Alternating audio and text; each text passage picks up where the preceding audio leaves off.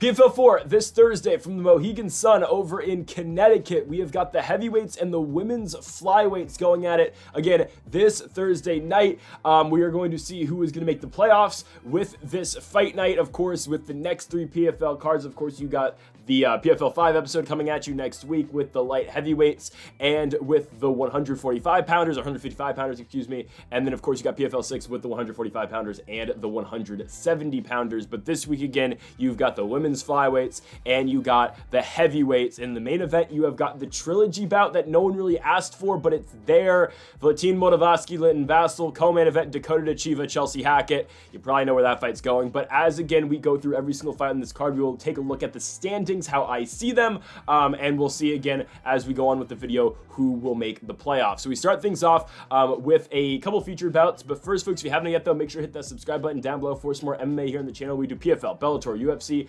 predictions on the channel, and yesterday we posted our UFC Fight Night, UFC Apex number 100, Alex Perez and Tetsuro Taira full card predictions, so go make sure to check that video out. Link is in the description down below if you haven't seen it yet. We start off with the first of 12 here with a it's just a showcase bout. You got Melissa Balic taking on Christina Katsikis. Again, this fight doesn't really mean anything. Melissa is making her professional mixed martial arts debut. She was fighting in the amateur ranks before this. She is a kickboxer taking on the 1-2 Christina Katsikis, who is a jiu-jitsu player. I'm not going to put much into this fight. Christina fought once in Bellator against Sumiko Inaba. We're going to talk about in a second. She lost the fight by third round TKO. That was her last professional mixed martial arts fight. She's done a lot of grappling since then. Again, it's kickboxer versus grappler. However, again, the PFL does this a lot. There is a fighter they want to win the fight, and it's going to be Melissa Balic. I believe so. That's the direction they're trying to look for this fight. Again, making her professional mixed martial arts debut. There's a reason she's on this card, making that professional mixed martial arts debut. I'm going to take her by decision. This is the fight that means the absolute least on this card. It is what it is. Melissa Balic, though, wins the fight by unanimous decision. On to the actual fights here. We start things off with the last showcase bout, but it is an interesting fight. You've got Sumiko Inaba taking on Saray Orozco in this one. Inaba 6-1, just had her first loss in mixed martial arts. At Bellator 301 against Denise Kiehholtz. She was booked a couple times against Caitlin Neal, a former fighter who was on the UFC's Ultimate Fighter season. Fight got canceled both times. Now we run into Orozco for Inaba. Again, I picked her to beat Denise Kiehholtz. I thought a lot of people did.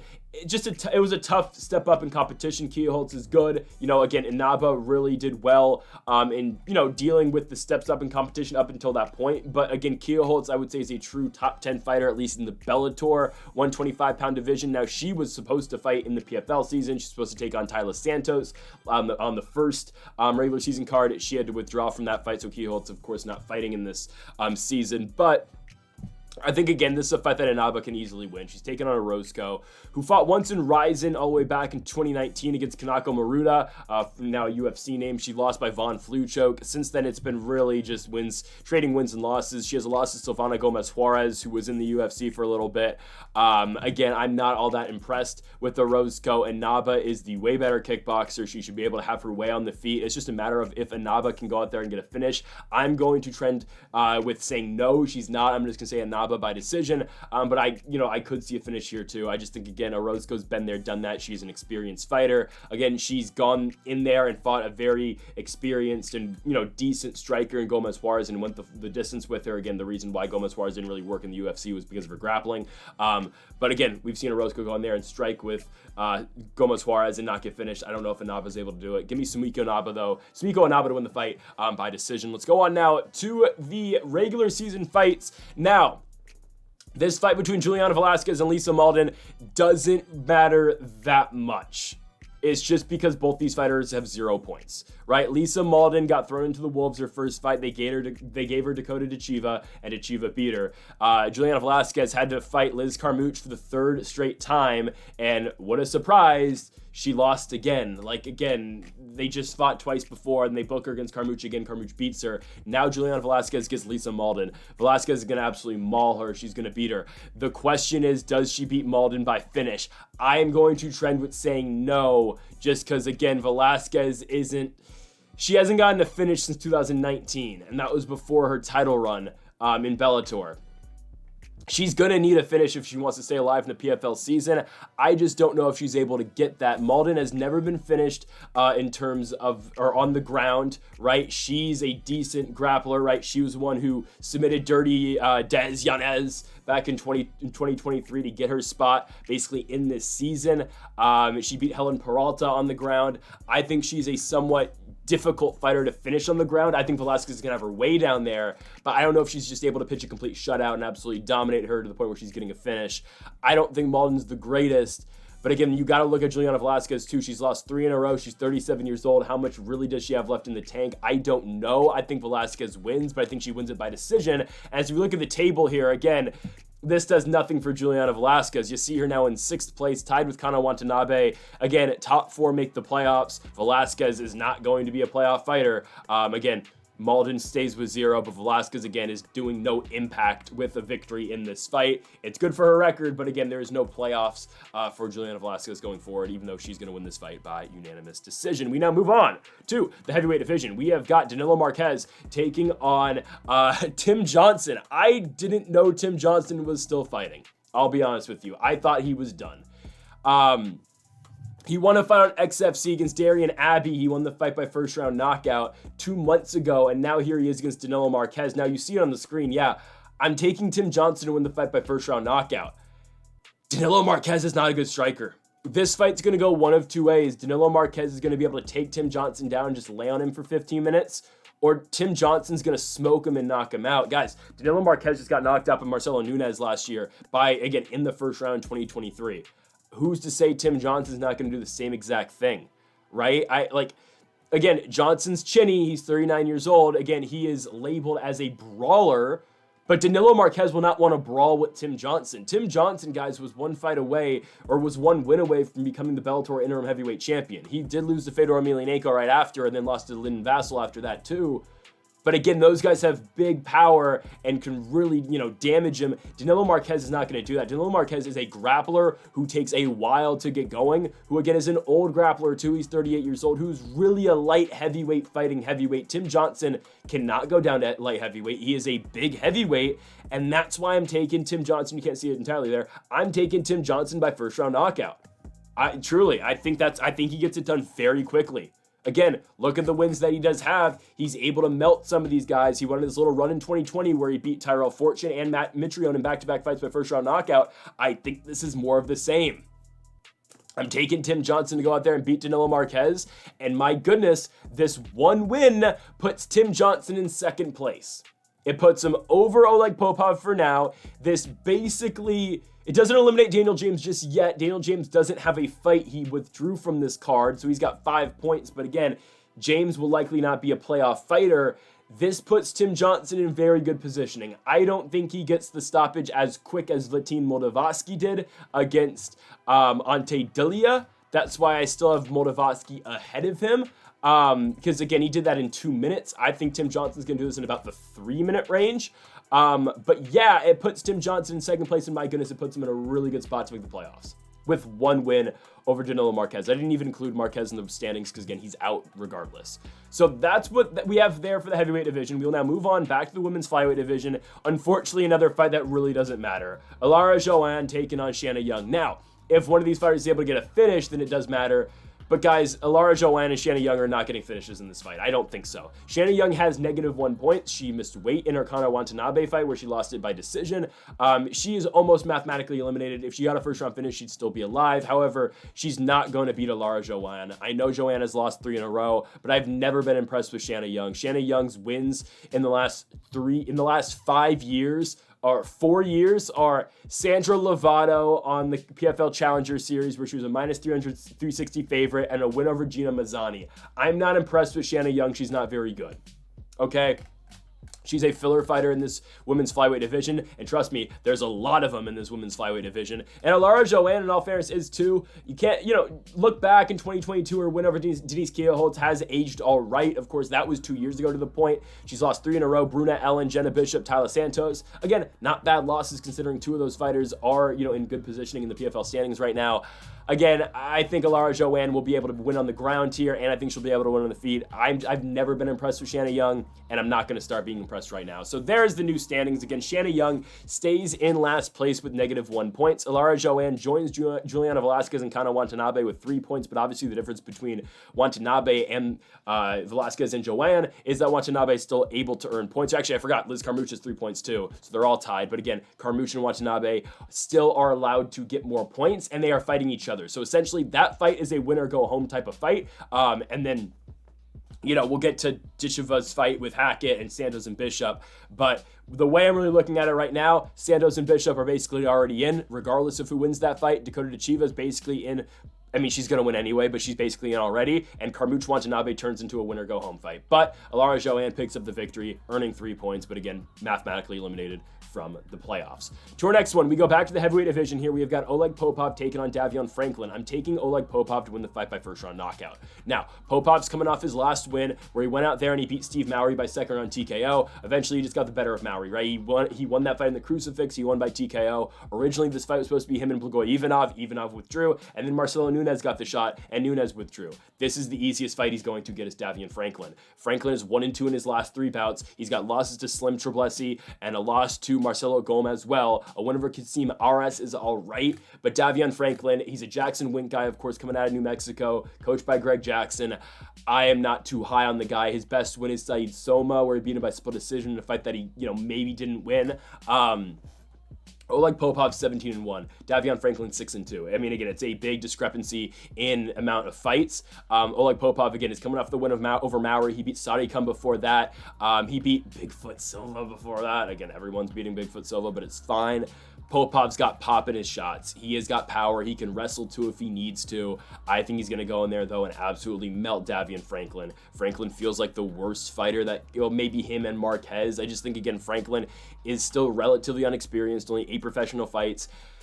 It's a tough spot for him against Popov, a guy who's very experienced too. And Oleg Popov, who came into this fight with 5 points, will now get 6 more. He will have 11, clinching his spot in the PFL playoffs. It puts him in first place for now. It puts Valentin Moldavsky in second. It puts Tim Johnson in third. And Daniel James, again, is in 4th place still. But all it takes for James to get ousted out of that spot is a win by someone else. Denise Goltsov could get it, or someone could get a first-round finish and, again, remove Daniel James from the playoffs. I don't even know if he's going to be ready for the playoffs because he withdrew from this card in the first place. But again, it's very unlikely James is going to be even given that opportunity. However, Oleg Popov does clinch a playoff spot with his 11 points. As we move on to our next one, sticking in the heavyweight division, Marcelo Golm versus Tyrell Fortune. I'm actually taking Tyrell Fortune to beat Marcelo Golm. This is a tough one for me, but again, Tyrell Fortune coming off a win over Sergey Bolestini. Now, again, it's the whole thing where he wins by DQ, but still, it is what it is. Technically got the win.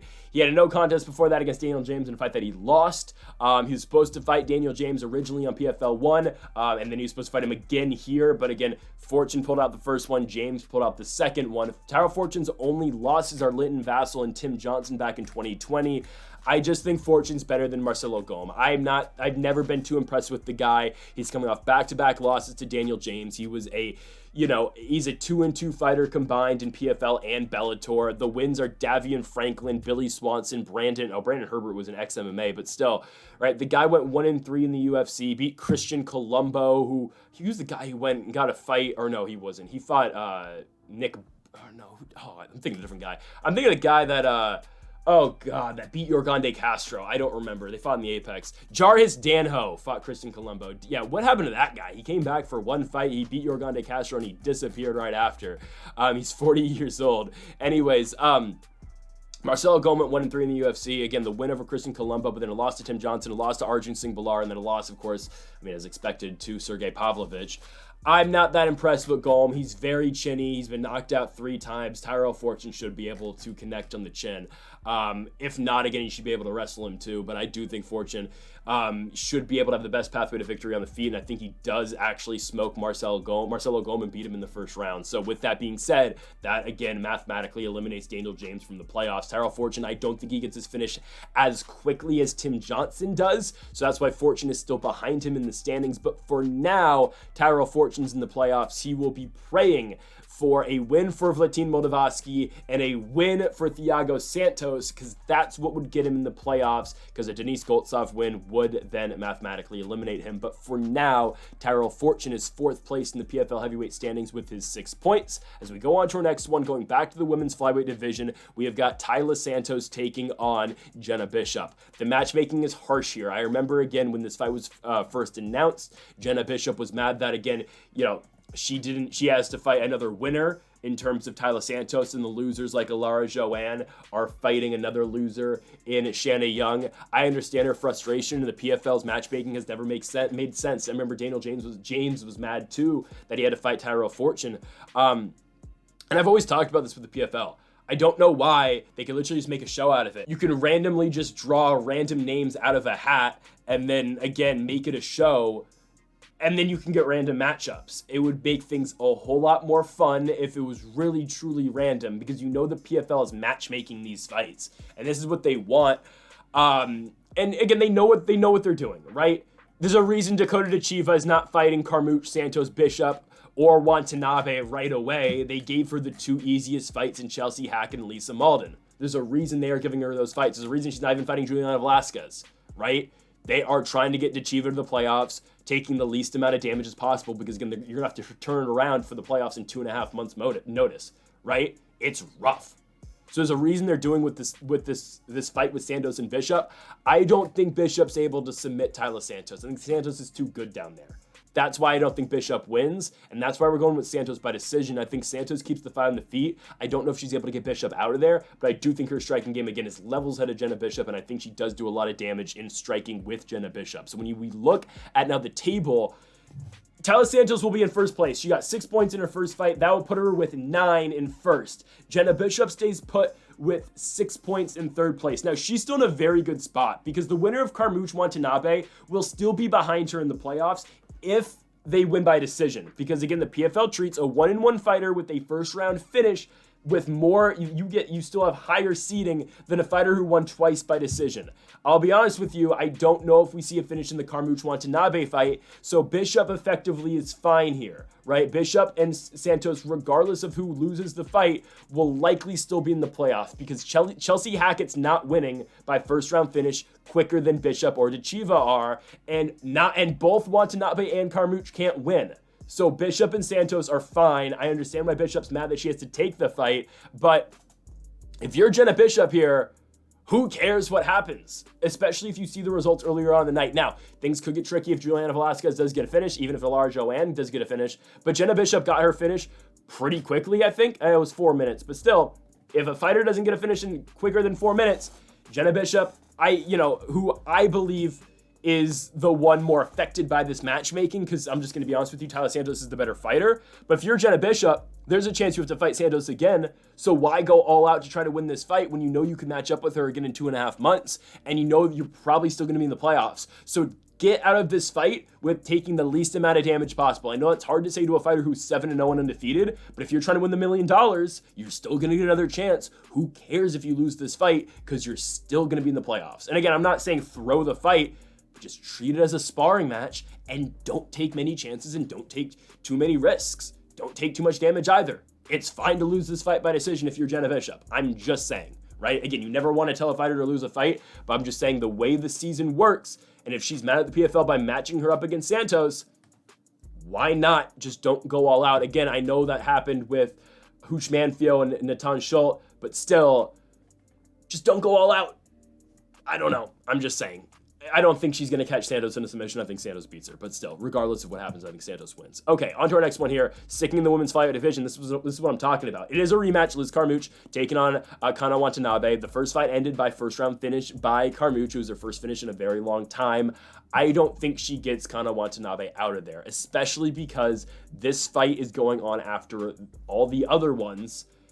And Carmouche and Wantanabe, again, Carmouche has gotten more finishes recently than what Wantanabe's gotten, but again, these fighters aren't stupid. Carmouche is going to be watching these fights previously, and she's going to see, again, all she's got to do in this fight is win it by decision, and she's likely going to be in the playoffs, right? Dakota Ditcheva's not losing to Chelsea Hackett, and by some crazy world where she does, she's not getting finished in the first round, so Carmouche is still going to make the playoffs. Quickly, let's look at the table. I'm picking Carmouche by decision.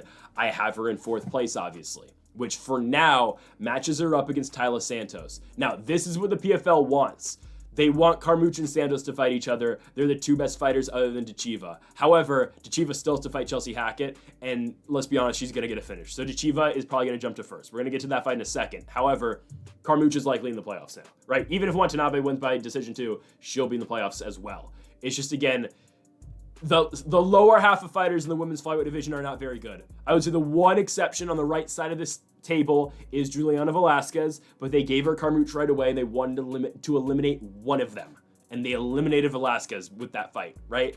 I don't think Velasquez can throw a huge wrench in this if she's able to finish Mauldin in the first round, because if she's able to finish Mauldin in the first round, Carmouche has to get a finish. Which, as crazy as that sounds, because Carmouche has beat Velasquez 3 times in a row and just beat her in the season, Carmouche would need to finish Wantanabe to get in the playoffs if Velasquez is somehow able to finish Mauldin in the first round, which isn't that crazy of a statement. I'm just saying. I do think Carmouche wins it by decision, and I don't think Velasquez does get that first round finish, but all I'm saying is that that is a possibility that is out there. Carmouche, though, is going to win this fight by decision and make the playoffs. For now, she's ranked she will stay number 4, because again, Jenna Bishop with her 1 finish will be higher in the standings, but we'll get to where the playoff matchups go in a second. All right, let's go on now to the heavyweight division. Denise Goltsov is getting Thiago Santos. This is the feature bout on this card. Originally, Denise Goltsov was supposed to take on Sergey Bolestini, which was going to be a really interesting fight because Bolestini is in the, still has points in the standings as well. He has 3 points thanks to his decision victory over Blagoy Ivanov. Now Thiago Santos, who just lost to Yoel Romero, is entering the season. But Thiago Santos, guys, he has won, if I can do my quick math right here, he's won 1 fight of his last 8, and it's Johnny Walker. And yeah, the competition's not bad, but he's 40 years old. He's never been the same after the double knee injury. After the John Jones fight, this is extremely rough for Thiago Santos. Dennis Goltsov's winning this fight, and he's probably going to chin him very early. I'm taking Goltsov to win by 2nd round TKO finish, and we'll get to how that affects the standings in a second, but I do think Goltsov wins, and I don't think it's all that competitive of a fight. Goltsov is coming off the Linton Vassell win where, Vassell really slowed down as that fight went on. Goltsov was able to finish him in the 3rd round. Good for him. Again, Goltsov was a fight away from winning the PFL championship. He's a huge favorite in the Henan Fedeta fight, and he just lost it. But Goltsov, again, I've talked about it before, Goltsov's just been one of these heavyweights that has just always been around. I mean, I've picked so many Dennis Goltsov fights because he's just always been around in the PFL season every year.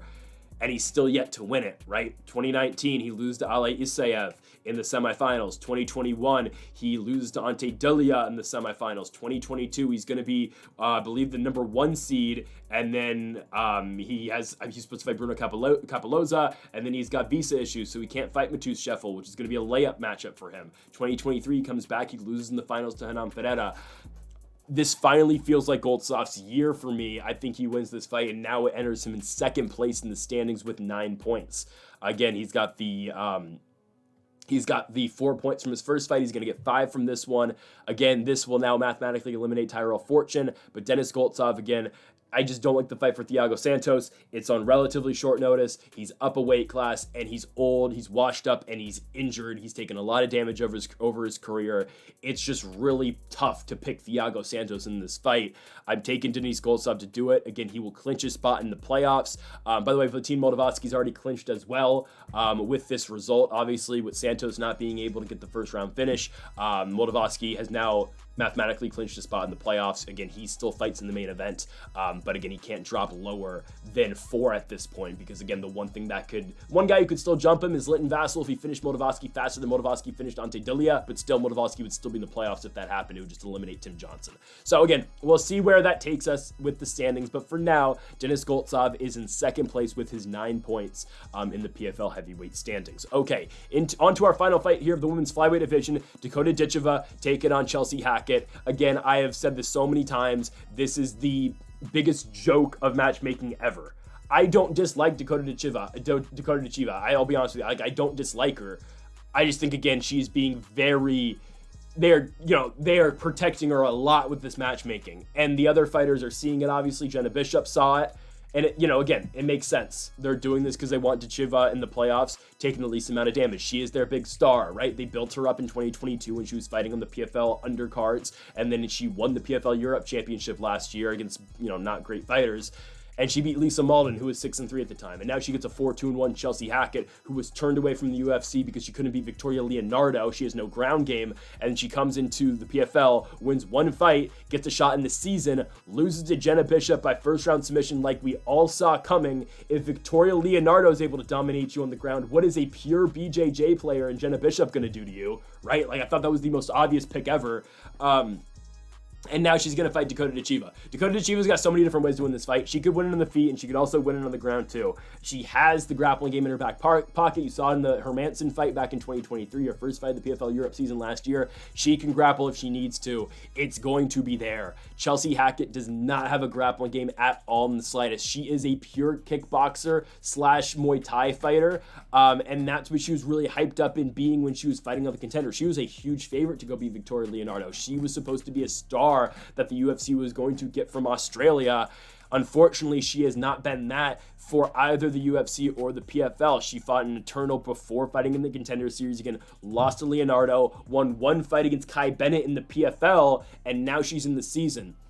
I think the easiest pathway to victory for Ditcheva is going to be on the ground. I don't think that's where she goes, because truly, her boxing is better than Hackett as well. First round knockout finish for Dakota Ditcheva. As we look how this impacts the standings, obviously Ditcheva is going to be in first place with 12 points. Now, I mentioned this earlier. These aren't really the matchups the PFL wants, but it's going to be the matchups that they are going to get. Ditcheva is going to have to fight Liz Carmouche in the first round of the playoffs. Very difficult matchup for her. Let's just keep it how it is. That is a tough fight for Dakota Ditcheva, by far the toughest of her career, against potentially the best fighter in this entire league. Maybe Santos is better, but Santos and Bishop will now rematch right after they just fought. Remember that time where Stevie Wright submitted Anthony Pettis and they literally fought again 2 months right after, just because Anthony Pettis submitted, Miles Price, I believe his name was, a couple months before because he already had 6 points. That's exactly what this is. Santos is going to have to fight Bishop again. It'll probably go the same way, but that's why, again, I'm saying if you're Jenna Bishop, why go all out to win this fight? You're already in the playoffs. You will likely have to fight Santos again. Don't show her everything and really go into your next fight with, again, the game plan to go out there and beat her. Because even if you are Jenna Bishop and you are the fighter to beat Tyler Santos, what good does that do you? Oh, you're going to have to beat her again anyway. So why not go in there, not show all your stuff, and really just focus on the playoff fight that's going to happen 2.5 months later? I don't know. I'm just saying that's the way I look at it. I wouldn't try to lose the fight, but I also wouldn't go life and death trying to win the fight either. That's just from a strategical standpoint. If you're looking to become the world champion and win $1 million, it is the easiest pathway, other than going life and death trying to beat Santos. I don't know. Ditcheva, though, is going to beat Chelsea Hackett. She's going to have 12 points. She'll match up with Liz Carmouche, champion versus champion. We'll see what happens. Santos and Bishop will be fighting in the 2-3. So that does it for the women's flyweight division. On to our final fight of the night in the heavyweight main event. We have got Valentina Moldavsky take it on Linton Vassell. Linton Vassell looked so bad in his last fight. He just looked old. He looked slow. He looked like he didn't have cardio because he's 41 years old. And yeah, he is old, right? Because don't forget, he was supposed to fight Ryan Bader at Bellator 300. He pulled out the fight. Bader then again moved on to the Hanan Fedetta fight, lost. Bader is still the Bellator heavyweight champion. I'd expect him to fight probably on that card in San Diego, I would assume, for Bellator. But again, that's the problem I have with Bellator. Who's still left? Like, seriously, who is Bader going to have to defend that belt against? Because he's still a heavyweight champ. He still is. Again, he just lost to Hanan Fedetta, but he still got the belt. So what does Ryan Bader do from here? Seriously, because all the other guys are in the PFL season. Vassell's in the season. Valentina Moldavsky's in the season. Steve Mowry's technically in the season two. He's probably not, I think he'll fight Daniel James. It's probably because James will be out of the playoffs now. And by the time that San Diego card runs around in the fall, that's probably the next guy Bader can fight because James won't be booked in the playoffs. It's crazy. But Daniel James withdrawing from his fight against Tyrell Fortune, I think has probably put him in a title fight against Bader in a very winnable fight because Bader, you know, has kind of shown the chin's kind of gone recently. I don't know. I thought he was going to beat Hanan Veneta, but whatever. However, Valentin Moldavsky should wipe the floor at Lyndon Vassell. I don't think it's all that competitive. I'm taking Valentin Moldavsky to win the fight by second round TKO. Now, I was at their last fight. I watched the second fight between Moldavsky and Vassell. It was in San Jose, and Vassell beat him. I don't know if Lyndon Vassell's the same guy since that fight. Maybe, it's just been one fight. It was just the one fight against Goltsov. Maybe that's just how good Goltsov is. He's able to really wear out Vassell and make Vassell look that bad. I don't know. But God, he didn't look good in that fight. And Valentin Moldavsky looked very good in the Ante Dilia fight. He looked all right in the Steve Mowry fight after the Vassell fight, but still, I'm going to take Moldavsky to win the trilogy bout. Yes, they did fight a long time ago. Their first bout was in 2019, Bellator 218. The main event was Emmanuel Sanchez taking on Gori Karahanyan over in Thackerville, Oklahoma. And that fight was won by Valentin Moldavsky by decision. Again, I just don't know how good Lyndon Vassell is at this point of his career at 41 years old. He's old. He is. And Moldavsky looked incredible in the Ante Dilia fight. That is the best Valentin Moldavsky I have ever seen. By far. Complete shutout in that fight. I don't know if Dilia was going to the fight hurt or it was just Moldavsky caught him early, but that was the best Moldavsky I've ever seen. Truly it is. After he lost to Bader, after he lost to Vassell, I was like, I don't know what to say about this guy. I thought Dilia was going to beat Moldavsky. I was wrong. And I'm not afraid to say I was wrong. But Valentin Moldavsky might be the favorite to win the entire season. I think Dennis Goltsov has got something to say about that, but he is going to beat Lyndon Vassell by second round TKO. As we take a look at the standings here, Valentin Moldavsky, I do think he gets his finish faster than Oleg Popov does, putting him in first place and setting him up to be in a rematch with Tim Johnson. It's going to be a rematch of the Bellator interim heavyweight title fight that happened, I believe, at the Mohegan Sun as well. That's going to be the 1-4 matchup. Yes, Tim Johnson came in today with 0 points. I really like the matchup with him and Danilo Marques. I think Tim Johnson wins it pretty easily. I think he does punch his ticket to the playoffs. Valentin Moldavsky, Tim Johnson's your first round playoff matchup. A guy in Tim Johnson who was even out of the PFL Bellator promotion, joint promotion. Well, he's back and he's going to fight Valentin Moldavsky. And the 2-3 is going to be Oleg Popov and Denise Goltsov. I think these are good fights. I'll be honest with you. I think they are. I think these are really good fights. Now, if I wanted to tell you, I'm not going to straight up predict the women's flyweight fights because I think those are all going to happen. These, again, there's a chance they don't, so I'm not afraid to say who I think right now would win these. Moldavsky, Johnson, I'm taking Moldavsky to win the rematch. I'm taking Goltsov to beat Popov, and I think Goltsov beats Moldavsky. I don't know. I think the Goltsov-Moldavsky fight would be really tough, but that's what I'm thinking for now. Again, a lot could change, but you have 3 Russians in the playoffs right now, with Tim Johnson being the 4 seed, also in the playoffs as well, at 39 years of age. But folks, that'll do it for our PFL 4 predictions here on the channel. Make sure to hit that subscribe button down below. We'll be back next week again for a very interesting card. You've got the 205-pounders and the lightweights in the main event. Clay Collard versus Mads Burnell. Impa Kasangane takes on Jakob Neto in the co-main event. You've got PFL Europe champion in Neto taking on the PFL light heavyweight champion in Impa Kasangane. Can't wait for that fight. And we'll see what happens coming at you next week again with that card coming at you from the Huntsman Center in Salt Lake City, Utah. So folks, thank you all for watching. Make sure to hit that subscribe button down below for more. Make sure to leave a like if you did enjoy the video. Make sure to comment if you do disagree with any of the picks. And make sure to hit that subscribe button down below for more mixed martial arts content here on the channel every single week. So folks, thank you all for watching, and Mamba forever.